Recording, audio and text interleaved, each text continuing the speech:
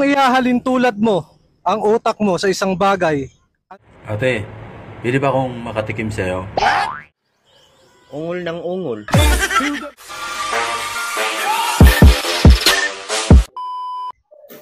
Hoy, Dad. May nakita ako doon sa messenger mo, nag-message ng babae Nakahubo-hubad kayong dalawa sa loob ng hotel.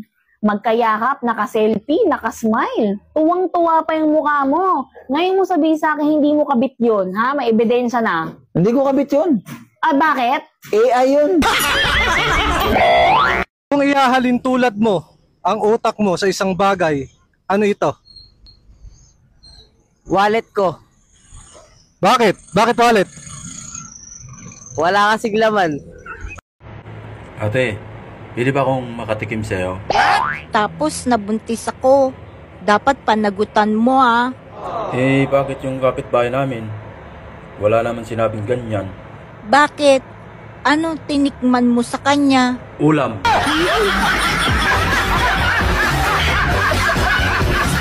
Kung ang manok ay putak ng putak at ang aso ay tahol ng tahol, ano naman ang tao?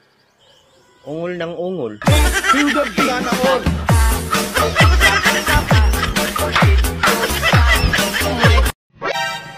Ate, napakaswerte mo pag ako ang napangasawa mo. Dahil wala akong pakialam sa pera. Wow, gusto ko yan. Ibig sabihin sa tuwing sahod mo, bibigay mo sa akin yung pera? Hindi. Dahil ikaw ang magtatrabaho.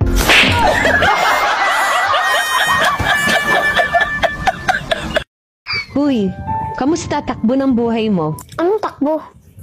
Nakaupo lang ako maghapon.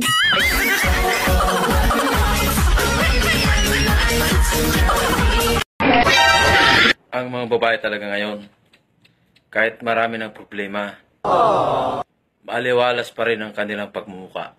Wow! Salamat! Sa filter. Ay, ang galing! Kakatapos lang kumain, nakaupo na naman. Ano naman? Hindi mo ba alam sa ginagawa mo yan, pwede kang magkabukol? Bukol? Kumain lang, magkakabukol?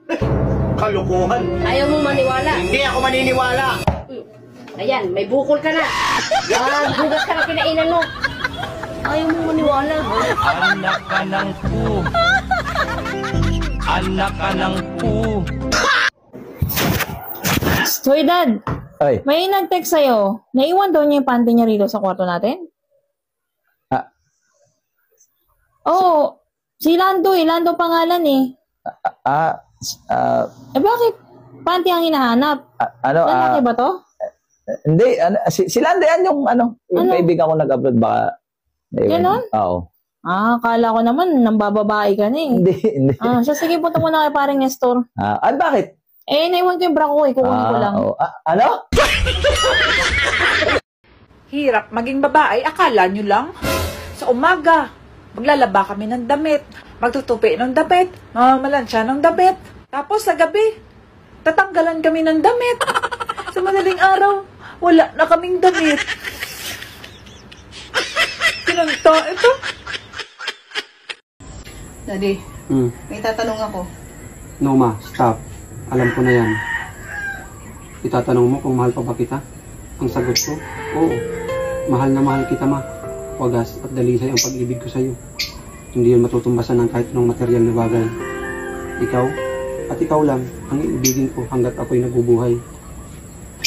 Itatanong mo rin kung may babae ako? Ang sagot ko, wala. Ayaw kong gumawa ng kasisira ng pamilya natin na aabot sa puntong maghihiwalay tayo. Paano na ako? Hindi ko kayang mabuhay pag nawala ka ma. Itatanong mo din, kapag namatay ka, mag-aasawa pa ba ako? Ang sagot ko, oo. Alam ko naman magiging masaya kapag nakita mo masaya na ako. O ano ma? Nasagot ko ba yung mga tanong mo? Hindi. Ala ka, apa ka, uwi mo. Dami-dami mong sinabi. Bakit nagdrama ka na dyan? Ano ba tatanong mo? Tatanong ko lang. Kung anong uulamin natin ngayong tanghali.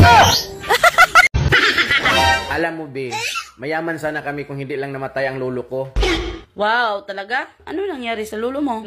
Namatay siya sa hirap. Bago!